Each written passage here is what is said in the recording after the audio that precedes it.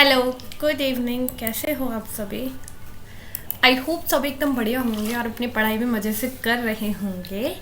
आज हम करेंगे अपना बीपीएससी 104 का यूनिट 8 जिसका नाम है मूवमेंट्स फॉर सेपरेट स्टेटहुड। ठीक है, आज हम वो आंदोलन पढ़ेंगे जो कि किसके लिए मांग करते हैं, अपना खुद का अलग राज्य बनाने की मांग करते हैं। ठीक है, उन मूवमेंट्स की बात करेंगे किसके लिए सेपरेट स्टेटहुड की मांग होती है जिनकी। ठीक है, तो आज हम इन मूवमेंट्स की बात करते हैं। तो पहले हमने कौन कौन से मूवमेंट पढ़े, पहले ये देखेंगे। ऑटोनॉमस मूवमेंट जो कि किसकी मांग करते हैं, पावर की मांग करते हैं कि हमको ऑटोनॉमी दो। ठीक है, तो नॉर्थ ईस्ट में हमने काफ़ी एग्जाम्पल पढ़े थे। फिर उसके बाद हमने इंसर्जेंसी देखी। इंसर्जेंसी क्या होता है, इंसर्जेंसी जो कि गवर्नमेंट के अगेंस्ट की जाती है। ठीक है, वो क्या चाहते हैं, वो अपना खुद का अलग सिस्टम चाहते हैं। ठीक है, वो होती है इंसर्जेंसी जो कि पूरी गवर्नमेंट को हटा के अपना खुद का सिस्टम चाहते हैं, जैसे खालिस्तान, जम्मू कश्मीर जो कि अपना अलग देश चाहता है। ठीक है, एंड देन उसके बाद खालिस्तान वाले जो कि अपना अलग देश चाहते हैं, और काफ़ी हमने एग्जाम्पल पढ़े थे। आज हम पढ़ने वाले वो मूवमेंट जो कि मांग करते हैं अपना खुद का अलग राज्य। ठीक है, वो देश से अलग नहीं होना चाहते, लेकिन वो अपना एक अलग राज्य बनाना चाहते हैं। ठीक है, तो करते हैं शुरुआत। आज कौन कौन से टॉपिक होने वाले हैं। पहले हम पढ़ेंगे इंट्रोडक्शन, मूवमेंट्स पढ़ेंगे कौन कौन से हैं स्टेटहुड के। ठीक है, कौन कौन से मूवमेंट है, क्या है सेपरेट स्टेट मूवमेंट क्या होता है, इसका क्या स्कोप होता है, क्या इंडिया की कॉन्स्टिट्यूशन में कुछ प्रोविजंस है इनके लिए, जो ये मूवमेंट्स है इनके लिए कुछ प्रोविजन डाले गए हैं। रीज़न क्यों राइज होते हैं सेपरेट स्टेटहुड मूवमेंट, किस लिए राइज होते हैं ये पढ़ेंगे, और कुछ केसेस की बात करेंगे, जैसे कि लैंग्वेज के बेसिस पर क्या करना है, स्टेट को रीऑर्गेनाइज करना, दोबारा से बनाना। ठीक है, उनकी बाउंड्रीज को दोबारा से रीऑर्जिनेट करना। ठीक है, एंड देन उसके बाद हम नॉर्थ ईस्ट का देखेंगे जो वहाँ पर मूवमेंट हुए थे। ठीक है, फिर उसके बाद हम हिंदी बेल्ट देखेंगे, एंड देन तेलंगाना, और जो हमारा लास्ट टॉपिक है मुझे इंपॉर्टेंट नहीं लगा, जो कि काफ़ी छोटा सा था, तो ये मैंने स्किप कर दिया। ठीक है, लेकिन जो इंपॉर्टेंट है वो मैं आपको करा रही हूँ। ठीक है, हर एक केसेस हम पढ़ेंगे और काफ़ी इंटरेस्टिंग आपका चैप्टर रहने वाला है। तो करते हैं इंट्रोडक्शन से स्टार्ट। इंडिया जहाँ पर अलग अलग लैंग्वेज बोली जाती है, अलग अलग रिलीजियस है, अलग अलग कल्चर ग्रुप है। ठीक है, और कल्चर तो है ही है, ये सारी चीज़ें तो एग्जिस्ट करती है। इनके अलावा यहाँ पर जो डेवलपमेंट है ना वो भी अनइक्वल है। ठीक है, किसी स्टेट में डेवलपमेंट बहुत ज़्यादा है और किसी स्टेट में कम है। अब डाइवर्सिटी इतनी सारी है। ठीक है, तो क्या होता है, मतभेद होता है। ठीक है, अब मत है तो भेद तो होगा ही, सिंपल सी बात है। ठीक है, अगर डाइवर्सिटी है तो डिफरेंस तो रहेंगे। ठीक है, अब कोई ऐसा रीजन है जिसको लगता है कि जो एडमिनिस्ट्रेशन एग्जिस्ट कर रहा है वहां पर, ठीक है, जो कोई ऐसा एडमिनिस्ट्रेशन है जो एग्जिस्ट कर रहा है, उस चीज को उनको ऐसा लगता है कि ये हमारे साथ फेयर ट्रीट नहीं कर रहे हैं। ठीक है, जो स्टेट गवर्नमेंट है, जो सेंट्रल गवर्नमेंट है, उनको ऐसा लगता है कि जो गवर्नमेंट है ये हमारे साथ अच्छा ट्रीटमेंट नहीं कर रही है, इसलिए हम क्या करें, अपना खुद का अलग देश बनाए। ठीक है, वो सॉल्यूशन क्या सोचते हैं कि इस प्रॉब्लम को हटाने के लिए वो क्या करते हैं, मांग करते हैं कि हम अपना अलग स्टेट बनाएंगे। ठीक है, जहां पर हम क्या कर सके, फुल ऑटोनॉमी एंजॉय कर सके, अपने डिसीजन खुद ले सके और पूरा एडमिनिस्ट्रेशन हम खुद चला सके। ठीक है, तो ये हुई क्या, सेपरेट स्टेटहुड। ठीक है, अभी हम इंट्रोडक्शन पढ़ रहे हैं तो इतना नहीं घुसने का। इंडिया के अंदर सेपरेट स्टेटहुड डिमांड काफ़ी है जो कि स्टार्ट होती है 1950s के बाद। ठीक है, और 1950s में काफ़ी क्रिएट की जाती है नई नई स्टेट, 1960s में, 1970s में, 1990s में, 2000 में, 2014 के अंदर। ठीक है, तो बहुत सारी स्टेट क्रिएट की जाती है। ठीक है जी, पहले हमारा भारत ऐसा नहीं था जैसे आज दिखता है। ठीक है, बहुत सारी स्टेट एक स्टेट से निकाल के बनाई जाती है, वो मैं अभी आपको बता दूंगी। ठीक है जी, आगे चलते हैं। मूवमेंट फॉर सेपरेट स्टेटहुड, जो मूवमेंट होते हैं किसके लिए, सेपरेट स्टेटहुड के लिए, उनका मतलब क्या है और उसका स्कोप क्या है। पहला, इन सबको पढ़ने के लिए हमको समझना पड़ेगा कितने तरह के मूवमेंट्स होते हैं। 3 फॉर्म के क्या होते हैं, मूवमेंट होते हैं।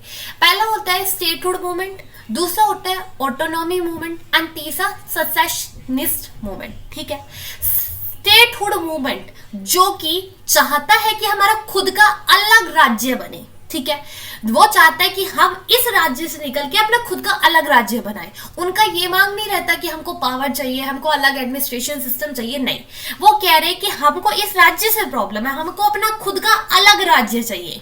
ठीक है। तो वो क्या चाहते हैं, अपना खुद का अलग स्टेट चाहते हैं, वो होते हैं स्टेटहुड मूवमेंट, ठीक है।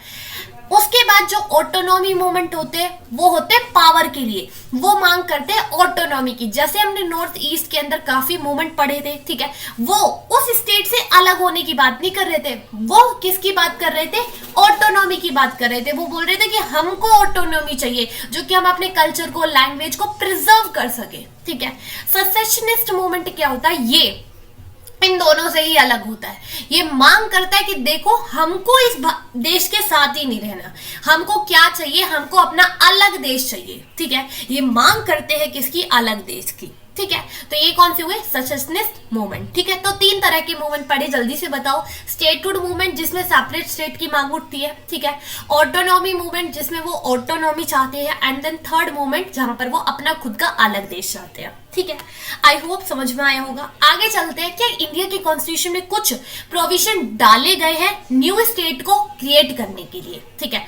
आर्टिकल 3 जहां पर इंडिया के कॉन्स्टिट्यूशन में कुछ प्रोविजन डाले गए हैं कि कैसे आप नए स्टेट को क्रिएट करोगे, ठीक है, न्यू स्टेट को क्रिएट करोगे, एक करना है, काफी करने, ठीक है, उसके लिए।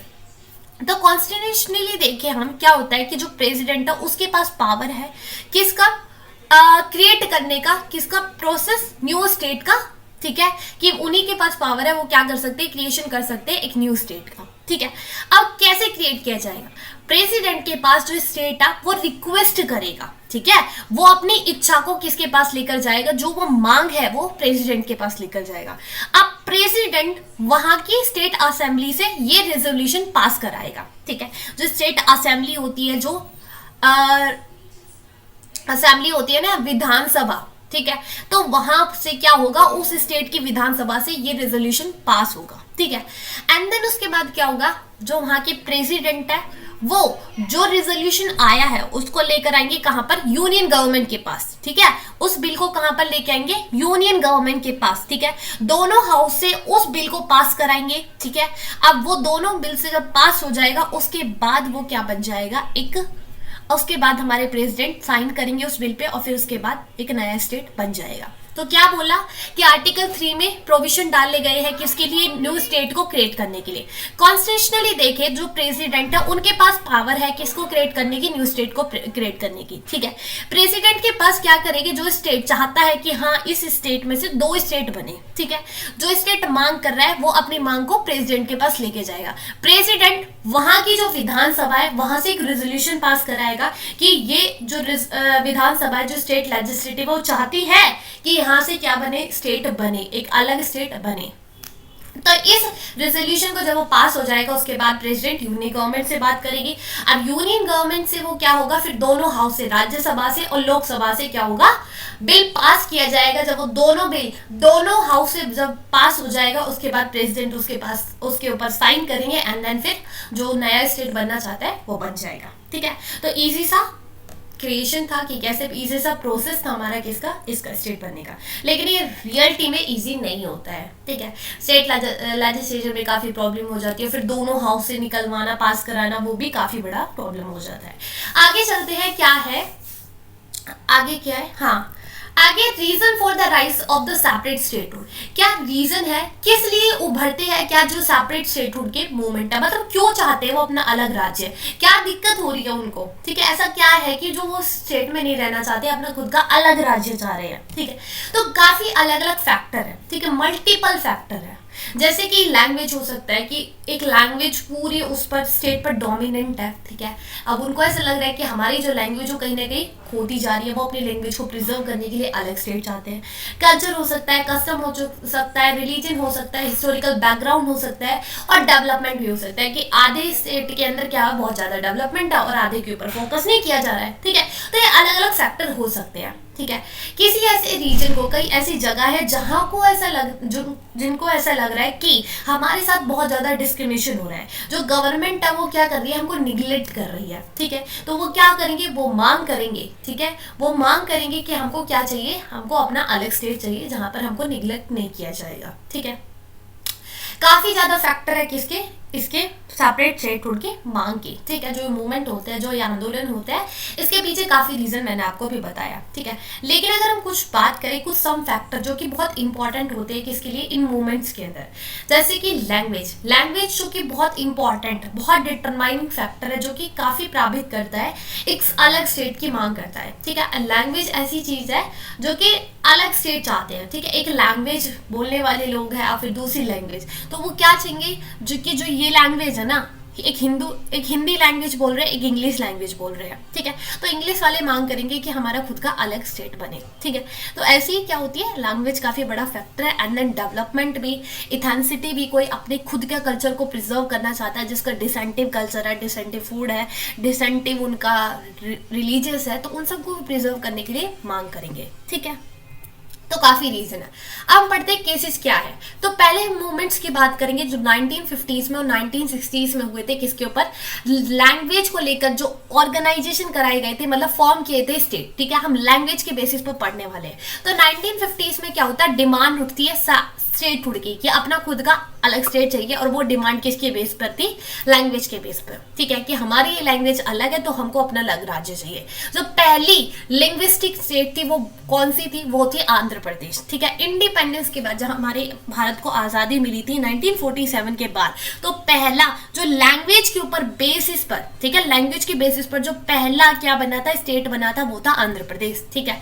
कब बना था, 1 अक्टूबर 1953 को, ठीक है, जब पुत्ती श्री मल्लू की डेथ हो जाती है। क्यों, वो फास्ट पर चले गए थे। आगे भी इनके बारे में पूरा डिटेल में पढ़ेंगे, तो दिक्कत नहीं लेने का, ठीक है। अब क्या होता है कि आंध्र स्टेट जो कि अपना खुद का अलग स्टेट चाहता था, ठीक है, और वो किस लिए मांग कर रहा था कि हमारी जो लैंग्वेज है वो क्या है, तेलुगु, ठीक है। तो हम जो कि क्या थी, डिस्ट्रिक्ट थी मद्रास की, ठीक है। तो पहले आपने मद्रास, बॉम्बे ये नाम सुने होंगे, लेकिन आज के टाइम पर ये नहीं है, ठीक है।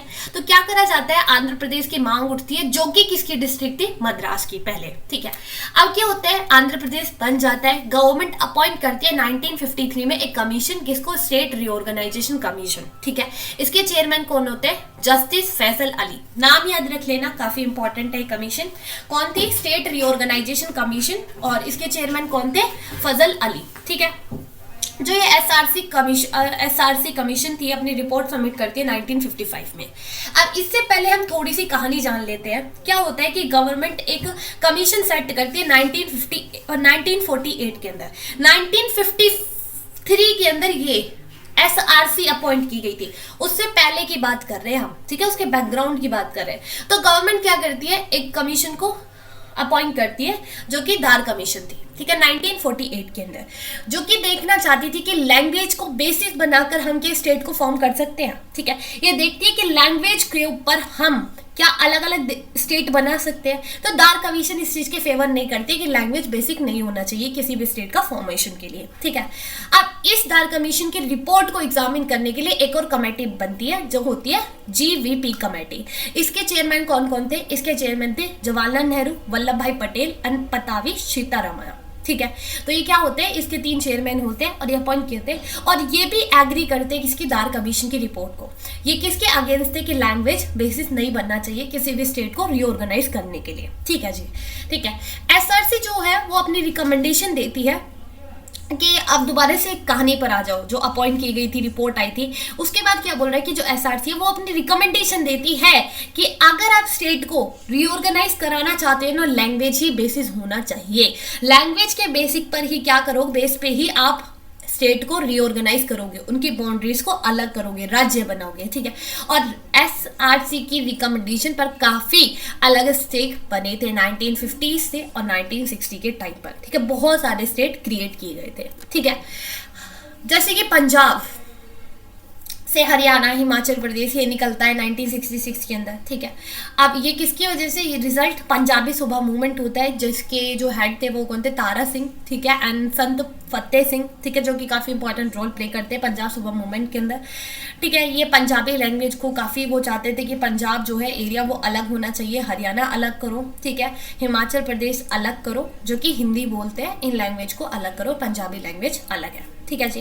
आगे चलते हैं, मूवमेंट की बात करते हैं, नॉर्थ ईस्ट मूवमेंट की। तो हिली स्टेट मूवमेंट पढ़ा था ना, थोड़ा सा याद होगा, ऑटोनॉमी वाले उसमें, ठीक है। अब हिल स्टेट मूवमेंट उठती है, डिमांड करती है कि हमको अपना अलग हिल स्टेट चाहिए, ठीक है, अपना खुद का पहाड़ी वाला स्टेट चाहिए, ठीक है। ये कौन थी? ट्राइबल डोमिनेटेड हिल्स थी, ठीक है, हिल्स थी जो कि आसाम के अंदर थी। और कौन सी ट्राइबल ग्रुप थे? ये खासी, जयंतिया, गारो हिल्स, ठीक है। ये सारी 3 हिल्स थी, 3 वो थी हिल्स थी जो कि मांग कर रही थी कि हमको अपना खुद का अलग स्टेट चाहिए, ठीक है। अब जो ये डिमांड थी इसको सपोर्ट कर रहे थे काफ़ी ट्राइबल लीडर, ठीक है, काफ़ी ट्राइबल लीडर। अब वो काफ़ी इनको गेन मिला इन रीजन से 1950s में और 1960s में। 1954 के अंदर क्या होता है, जो डिमांड होती है इसको रिटेन करती है कौन? तूरा कमीशन, ठीक है, तूरा कॉन्फ्रेंस, ठीक है, जो कि ट्राइबल लीडर्स की थी। यहाँ पर क्या होता है 1955 के अंदर EITU इस्टेब्लिश किया जाता है, यहाँ पर इजवाल के अंदर जो मीटिंग होती है। क्या बोला, देखो क्या होता है कि आसाम के अंदर 3 हिल डिस्ट्रिक्ट थी जो मांग कर रही थी, कौन कौन सी? खासी, जयंतिया, गारो एंड लोसाई, ठीक है, सॉरी 4 थी, ठीक है। ये मांग कर रही थी कि हमको अपना अलग हिल स्टेट चाहिए। क्या कर रही थी? अपना खुद का अलग हिल स्टेट चाहिए। इनकी जो डिमांड थी वो सपोर्ट कर रहे थे कौन? ट्राइबल लीडर, ठीक है जी। फिर उसके बाद इनको काफ़ी जो ये इनकी डिमांड थी काफ़ी सपोर्ट मिलता है 1950s में, 1960s में।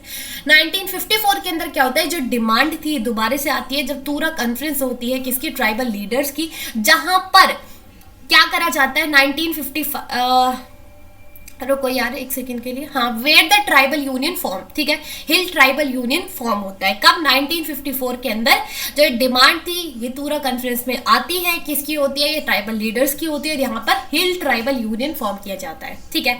उसी के 1 साल बाद 1955 में क्या होता है कि EITU इस्टेब्लिश किया जाता है, ठीक है, जब इजवाल में मीटिंग होती है, ठीक है। 1960s में ऑल पार्टी हिल लीडर्स की क्या होती है? कॉन्फ्रेंस होती है, जिसको APHLC बोलते हैं, ठीक है। वो क्या करते हैं? वो रिप्लेस कर देते हैं किसको? E2 को, ठीक है। वो क्या बनाते? APHLC बनाते हैं, ऑल पार्टी हिल लीडर्स, ठीक है, जिनके बहुत बड़े एक लीडर थे जो इस चीज के अंदर बहुत इंपॉर्टेंट रोल प्ले कर रहे थे, जो कि विलियम संगमा। क्या बोला मैं बताती हूँ, देखो कंफ्यूज नहीं होने का, कॉम्प्लिकेटेड नहीं बनाना, काफी इजी लैंग्वेज में मैंने ये चीजें लिखी है, तो समझो, आ जाएगा समझ में। क्या बोला गया है कि हिल स्टेट जो मूवमेंट था, जो हिल स्टेट मूवमेंट था उसके अंदर डिमांड की जाती कि हमको अपना खुद का अलग पहाड़ी वाला स्टेट चाहिए, ठीक है। और ये कौन थी? ट्राइबल जो ग्रुप थे वो डिमांड कर रहे थे, ठीक है। जो ट्राइबल डोमिनेंट हिल थी वो मांग कर रही थी आसाम की कि कौन कौन सी ट्राइबल कौन कौन सी हिल्स के अंदर थी? खासी, जयंतिया, गारो, लासिया हिल, ठीक है। ये क्या कहती है? हमको अपना अलग हिल स्टेट चाहिए। ये जो डिमांड थी इसको कौन सपोर्ट कर रहे थे? जल्दी से बताओ, ट्राइबल लीडर, ठीक है। अब क्या होता है 1954 के अंदर इस डिमांड को दोबारा से लेकर आया जाता है किसके अंदर? तूरा कॉन्फ्रेंस के अंदर, जो कि किसकी होती है? ट्राइबल लीडर्स की होती है। यहाँ पर हिल ट्राइबल यूनियन फॉर्म किया जाता है। क्या करा जाता है? हिल ट्राइबल यूनियन फॉर्म, ठीक है। इतना आया समझ में।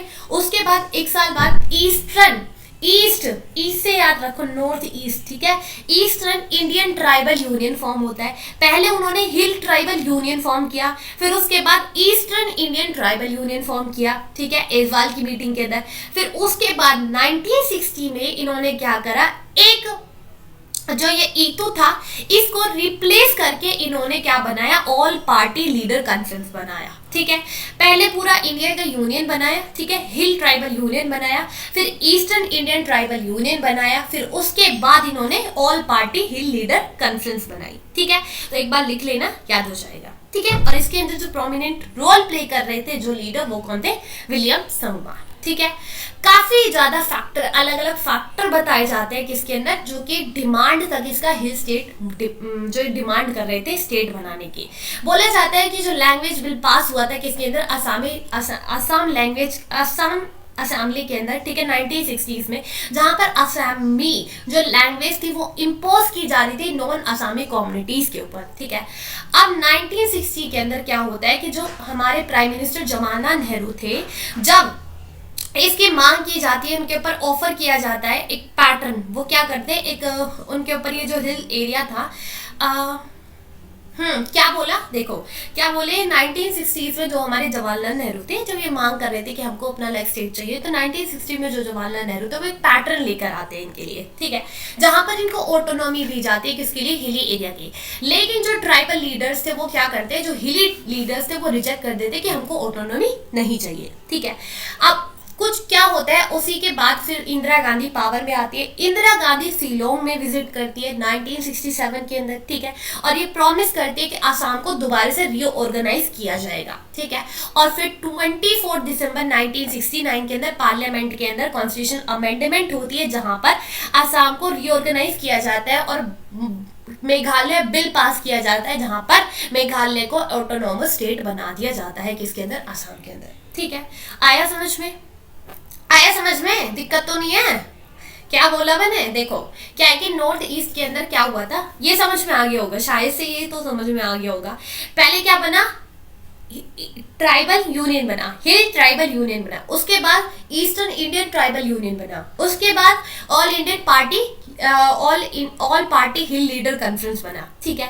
उसके बाद जो ये चल रहा था भाकामारी, उसमें क्या करते हैं हमारे जो जवाहरलाल नेहरू होता है वो एक पैटर्न लेके आते हैं जो कि इनको ऑटोनॉमी देते, लेकिन जो हिल लीडर्स थे वो उस चीज को एक्सेप्ट नहीं करते। फिर उसके बाद इंदिरा गांधी आते हैं 1967 के अंदर, वो प्रॉमिस करते हैं कि मैं आपको क्या करूंगी, आसाम को रीऑर्गेनाइज करूंगी, और फिर उसके बाद मेघालय क्रिएट कर दिया जाता है, एक ऑटोनॉमस डिस्ट्रिक्ट बना, ऑटोनॉमस स्टेट बना दिया जाता है। आया समझ में, कोई दिक्कत कोई परेशानी नहीं होने का। 1971 के अंदर क्या होता है, एक एक्ट पास किया जाता है प्रेसिडेंट के थ्रू, ठीक है, जहां पर काफी अलग अलग स्टेट बनाए जाते हैं नॉर्थ ईस्ट इंडिया के अंदर। मणिपुर बनाया जाता है, त्रिपुरा बनाया जाता है, मेघालय बनाया जाता है, और 2 यूनियन टेरिटरी बनाई जाती है, मिजोरम, अरुणाचल प्रदेश, ठीक है जी।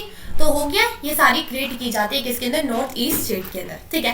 अब नागालैंड का मूवमेंट का देखें तो ये हमने पढ़ लिया था यूनिट 6 के अंदर, जहां पर ऑटोनॉमी नागास की ऑटोनॉमी की बात करते हैं, ठीक है, जो कि नागालैंड बाद में फॉर्म भी कर दिया जाता है 1963 के अंदर, ठीक है। और इसके पीछे रीजन क्या था कि जो आसामी लैंग्वेज इम्पोज की जा रही थी नागास के ऊपर, ठीक है। तो ये हमने पढ़ रखा है, अगर आपने नहीं पढ़ा है तो आप यूनिट 6 को एक बार देख लेना, अच्छे से आपको समझ में आ जाएगा, ठीक है। तो पहले उन 2 यूनिट को करके आओ, यूनिट 6 और यूनिट 7, फिर उसके बाद यूनिट 8 पर आने का, ठीक है। आगे चलते हैं आसाम अकॉर्ड, जहां पर स्टेटहुड मूवमेंट चल रहे थे। आसाम अकॉर्ड 1985 में होता है, जहां पर 6 ईयर तक ये चलता है, ठीक है। एंटी फॉरेन मूवमेंट, ठीक है, ये मांग करते हैं कि जो बाहर से एंटी फॉरेन जो आ रहे हैं ना, बाहर से जो आ रहे हैं उनके खिलाफ होता है ये, ठीक है, कि जो बाहर से लोग माइग्रेट होकर आ रहे हैं ना उनको भगाने की बात करते हैं, ठीक है। और अरुणाचल प्रदेश, मिजोरम, ठीक है, इसको इवैल्यूएटेड करने की बात करते हैं, ठीक है। तो काफ़ी अलग अलग स्टेट इसके अंदर क्रिएट की जाती है, अलग अलग पॉइंट, अलग अलग डिफरेंट टाइम पर, ठीक है। तो ये भी इतना इंपॉर्टेंट नहीं है, इस चीज़ को भी आप छोड़ सकते हो, लेकिन आसाम अकॉर्ड करना है या फिर स्टेटहुड मूवमेंट करना है तो वो मैंने आपको करा के रखा है, ठीक है। वही सारे मूवमेंट की बात कर रहा है, ठीक है, लेकिन उनका जो वो तरीका था वो अलग था। अब हम नॉर्थ ईस्ट के अंदर और भी देखते हैं अदर स्टेटहुड मूवमेंट जो कि नॉर्थ ईस्ट के अंदर आते हैं। एक मूवमेंट जो स्टेटहुड हुआ था वो जहां पर बंगाली लैंग्वेज मेजॉरिटी के अंदर थी, पॉपुलेशन के अंदर थी। आसामी लैंग्वेज बिल क्या करा जाता है, पास किया जाता है, ठीक है। आसामी लैंग्वेज बिल पास किया जाता है 1960 के अंदर, ठीक है, 1960 के अंदर, ठीक है। अब इस जब उनके ऊपर लैंग्वेज जो आसाम लैंग्वेज जब क्या हो रही थी, डोमिनेंट हो रही थी पूरे आसाम के अंदर, ठीक है, जहां पर बंगाली लैंग्वेज बोली जा रही है, अब उनके ऊपर आसाम लैंग्वेज जब डोमिनेट करेगी, थोप दी जाएगी, तो वो तो क्या करेंगे, वो तो डिमांड करेंगे, वो विरोध करेंगे। तो चाचे स्टेट ऑर्गेनाइजेशन कमेटी सेटअप की जाती है जो कि SRC, जिसके अंदर बहुत इंपॉर्टेंट रोल प्ले करती है बंगाली डोमिनेंट एरिया के अंदर, जो डिमांड करती है किसकी, स्टेटहुड मूवमेंट की, ठीक है जी। आया समझ में, आगे चलते हैं। ये हिंदी बेल्ट जो उत्तराखंड, छत्तीसगढ़ जो कि हिंदी लैंग्वेज को लेकर बनते हैं, ठीक है, तेलंगाना, ठीक है, 2014 के अंदर, जो कि रिसेंट एग्जांपल है किसके, लैंग्वेज के ऊपर, कल्चर के ऊपर जो बनाए गए हैं, ठीक है। आगे चलते हैं उत्तराखंड एंड उत्तरांचल, ये काफी इंपॉर्टेंट, उनके अंदर इतना कुछ नहीं था, उनके बारे में आपको काफी नॉलेज था क्योंकि हम पहले से पढ़ के आए हैं उनके बारे में। उत्तराखंड एंड उत्तरांचल, जो आज का उत्तराखंड है वो कैसे यूपी से अलग हुआ है, पहले वो यूपी के अंदर था। जो डिमांड थी उत्तराखंड की, वो सेपरेट स्टेट बनना चाहता था, किसे, उत्तर प्रदेश से, ठीक है, उत्तर प्रदेश से वो निकलना चाहता था, ठीक है। ये जो डिमांड थी ये हिली रीजन की थी, ठीक है, जो पहाड़ी वाला इलाका है वहां से डिमांड उठती है कि हमको अपना अलग स्टेट चाहिए जो कि उत्तराखंड होगा। अब जो डिमांड है पहली बार आती है 1938 के अंदर, ठीक है, जब श्रीनगर के अंदर एक सेक्शन होता है किसका, आईएनसी पार्टी का, इंडियन नेशनल कांग्रेस पार्टी का, ठीक है, एक सेशन होता है, एक मीटिंग होती है, वहां पर ये डिमांड उठती है सेपरेशन हिली रीजन की, ठीक है जी। अब कौन एक्सप्रेस करते हैं इसको, अंदर एक पॉलिटिकल लीडर होते हैं, कौन, तहरी ग्रेवल, ठीक है, ये इतना इंपॉर्टेंट नहीं है, अगर नहीं करना तो इसको स्किप भी कर सकते हो आप। 1952 के अंदर क्या होता है, कम्युनिस्ट लीडर थे पीसी जोशी, ठीक है, जो कि एक मोमेंटम भेजते हैं किसको, प्राइम मिनिस्टर को, किसको, जवाहरलाल नेहरू को, 1952 के अंदर, जीसी पीसी जोशी, ठीक है। अब ये क्या कहते हैं कि ये बात करते हैं यूपी की जो हिल एरिया है वहां पर वो क्या करना चाहते हैं, उसको डेवलप करना चाहते हैं एक अलग राज्य बनाकर, ठीक है, वो मांग करते हैं किसकी, एक अलग राज्य की जो हिली एरिया है यूपी के अंदर, ठीक है। अब नेहरू जो इनकी डिमांड थी इसको रिजेक्ट कर देते, जो पीसी जोशी ने अपनी डिमांड रखी थी मोमेंटम के अंदर, जो साइन डिमांड रखी थी उसको क्या कर देते, रिजेक्ट कर देते हैं, ठीक है। अब क्या होता है 1976 के अंदर एक पार्टी बनती है, political party, Uttarakhand Kranti Dal party. कौन सी बनती है, उत्तराखंड क्रांति दल पार्टी। कब बनती है, 1976 के अंदर। ये क्या होता है कि इसके चेयरमैन थे कौन, डीडी पंत। अभी याद आया किसको भेजा था इन्होंने अपना डिमांड, जवाहरलाल नेहरू को, जिन्होंने मना कर दिया था। इनका एम था कि अलग स्टेट बनाना है, हिली डिस्ट्रिक्ट जो कि उत्तर प्रदेश के अंदर है उसको अलग राज्य बना के रखना है, ठीक है। अब क्या होता है कि ये बाद में जो ये है जो ये क्या था इस पार्टी का नाम यार, उत्तराखंड क्रांति दल पार्टी है। इसके इलेक्शन होते हैं, असेंबली इलेक्शन होते हैं 1980 में, 86 के अंदर, ठीक है। लेट 80s में जो भारतीय जनता पार्टी है वो ये जो उत्तराखंड वाली डिमांड थी इसको लेकर आती है, ठीक है। अब जो ये डिमांड थी उत्तराखंड की ये काफी ज्यादा इंपॉर्टेंस देने लगी थी 1996 के अंदर, ठीक है। 1998 के जब इलेक्शन हुए थे, 1998 के जो विधानसभा वाले इलेक्शन हुए थे उस टाइम पर जो डिमांड थी किसकी, उत्तराखंड की, इसका काफी ज्यादा क्या होने लगा था, लोग इसको सपोर्ट करने लगे थे कि हमको अपना क्या चाहिए, अलग हिल स्टेट चाहिए, ठीक है। अब क्या होता है जब एनडीसी पार्टी किस में आती है, जब अपनी सरकार बनाती है सेंट्रल लेवल पर भी और उत्तर प्रदेश के अंदर भी, ठीक है, तो वो जो डिमांड थी इस चीज को एक्सेप्ट करती है, ठीक है। 2000 के अंदर क्या कर दिया जाता है, उत्तराखंड को अलग स्टेट बना दिया जाता है उत्तर प्रदेश से, ठीक है। तो आया समझ में, क्या बोला कि ये डिमांड थी पहले 1938 के अंदर आती है, जब एक सेशन होता है, एक मीटिंग होती है श्रीनगर के अंदर किसकी, इंडियन नेशनल कांग्रेस पार्टी की, ठीक है। फिर उसके बाद पीसी जोशी एक मोमेंटम भेजते किसको, जवाहरलाल नेहरू को 1952 के अंदर, जहां पर वो रिजेक्ट कर देते इनकी डिमांड को। 1976 के अंदर एक पार्टी आती है जिसके हेड कौन थे, डीडी पंत थे, ठीक है। उसके बाद जो ये डिमांड थी इसको कौन लेकर आते हैं, जो ये मांग थी इसको लेकर इसको पकड़ते हैं कौन, भारतीय जनता पार्टी। और जो डिमांड थी काफी इंपॉर्टेंस थी किसके अंदर, जो इलेक्शन हुए थे अंदर। फिर उसके बाद जब ये बीजेपी पार्टी पावर में आती है एनडीए के अलायंस के साथ, तो ये किसको, इसको एक्सेप्ट करती है इस डिमांड को और उत्तराखंड को एक अलग देश बना देती है, ठीक है जी। अब आगे पढ़ते हैं मूवमेंट ऑफ तेलंगाना स्टेट। जब जो तेलंगाना स्टेट है ना जो कि सबसे लास्ट में बना है उसका क्या मूवमेंट रहा है, ठीक है। तो मूवमेंट था तेलंगाना स्टेट के लिए। तो ये कब अलग हुआ था, ये आंध्र प्रदेश से अलग हुआ है स्टेट तेलंगाना 2014 के अंदर, ठीक है। अब इंडिपेंडेंस से पहले की बात करें हम, तेलंगाना जो कि किसका पार्ट था, हैदराबाद का, ठीक है, हैदराबाद स्टेट का पार्ट था तेलंगाना, ठीक है। उसके बाद आजादी के बाद वो आंध्र प्रदेश का बना, और आजादी से पहले भी तेलंगाना किसका पार्ट था, हैदराबाद का, ठीक है, जहां पर निजाम रूल किया करता था, ठीक है जी, जो कि किसके अंदर था, मद्रास के अंदर आता है, ठीक है। अब क्या होता है कि डिमांड उठती है सेपरेट स्टेट की। कम्युनिस्ट पार्टी इंडिया वो डिमांड करती है कि अलग से क्या बनना चाहिए, आंध्र बनना चाहिए, ठीक है, जहां पर जो तेलंगाना है, Telangana Rayalaseema and then coastal Andhra region, ठीक है, इन सभी की जो लैंग्वेज है ना वो कॉमन है, ठीक है। इन तीनों जो डिस्ट्रिक्ट है उनकी क्या है, एक ही लैंग्वेज है, तो इनके लैंग्वेज के बेसिस पर इन तीनों को एक साथ मिलाकर क्या बना दिया जाता है, आंध्र प्रदेश बना दिया जाता है। अब पुट्टी श्री मल्लू जो कि गांधीयंस थे, मतलब जो गांधी के आइडियाज थे उनको उससे काफी प्रभावित थे ये, ठीक है। अब ये क्या चले जाते हैं, हंगर स्ट्राइक पर चले जाते हैं, मतलब बोलते हैं मैं जब तक कुछ खाऊंगा नहीं, जब तक मेरी जो डिमांड है आंध्र प्रदेश की वो पूरी नहीं होगी, ठीक है। अब जब ये स्ट्राइक पर जाते हैं तो उस टाइम पर इनकी डेथ हो जाती है। अब डेथ हो जाती है, आफ्टर आएगा, फाटर नहीं आएगा, ठीक है, ये लिख लेना। जो पुट्टी श्री मल्लू की उनकी डेथ होने के बाद जो सेंट्रल गवर्नमेंट है वो अपॉइंट करती है क्या, SRC, आगे पढ़ा स्टेट रीऑर्गेनाइजेशन कमीशन, ठीक है, जो एग्जामिन करती है किसकी, नीड्स किसको, ठीक है, जो कि किसकी बात कर रहे हैं, अलग रीऑर्गेनाइजेशन की बात कर रहे हैं, किसका, अलग राज्य का। आंध्र प्रदेश को 1956 के अंदर फॉर्म कर दिया जाता है, जिसके अंदर किसको मर्ज किया जाता है, तेलंगाना, रायलसीमा एंड कोस्टल आंध्र प्रदेश, इन 3 रीजन को किसके अंदर मिला दिया जाता है, आंध्र प्रदेश के अंदर, ठीक है। अब इसके बाद क्या होता है कि जो टीपीएस था, अब टीपीएस एक पार्टी थी शायद से, हाँ टीपीएस थी, वो क्या करती है, टीपीएस एक पार्टी थी, ठीक है, वो क्या करती है, वो सपोर्ट करती है किसको, तेलंगाना स्टेट को, ठीक है, कि अलग से अब आंध्र प्रदेश में से भी क्या होना चाहिए, एक तेलंगाना स्टेट बनना चाहिए, ठीक है। अब क्या कर दिया जाता है, जब इन 3 रीजन को एक साथ मर्ज कर दिया जाता है ना, तो तेलंगाना जो कि अलग मांग कर रहे थे कि हमको अलग स्टेट चाहिए, ठीक है। अब जो टीपीएस थी, जो ग्रुप था, क्या टीपीएस, जो कि इस चीज को फेवर कर रहा था, किसको, तेलंगाना स्टेट को, ठीक है। अब जो टीपीएस ग्रुप था ये मर्ज हो जाता है किसके साथ, कांग्रेस के साथ। अब जब टीपीएस गवर्नमेंट जब एड्रेस करती है तेलंगाना के इशू को, कब, 1985 के अंदर, ठीक है, तो जो गिरजलानी कमीशन थी वो क्या करती है, इस चीज को इग्नोर कर देती है, ठीक है। अब जो डिमांड थी तेलंगाना की वो आगे बढ़ने लगी थी 2001 के अंदर, वो काफी दोबारा से आने लगी थी, लोग फेवर करने लगे थे, लोग मांग करने लगे थे, डिमांड करने लगे थे कि हमको तेलंगाना चाहिए, ठीक है। अब क्या होता है कि जो मूवमेंट था तेलंगाना का, ये काफी साल तक चलता रहता है। फिर उसके बाद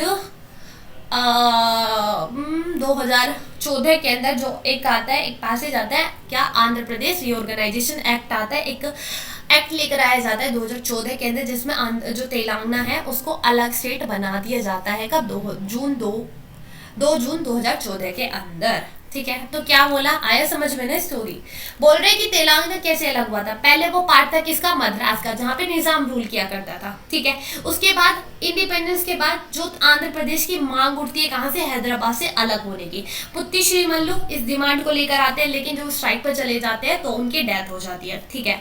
उसके बाद क्या हुआ कि जब आंध्र प्रदेश बना दिया जाता है, लेकिन इन 3 एरिया को इसके साथ कंप्रोमाइज कर दिया जाता है, मतलब कंपोज कर दिया जाता है, तेलंगाना, रायलसीमा एंड कोस्टल आंध्र।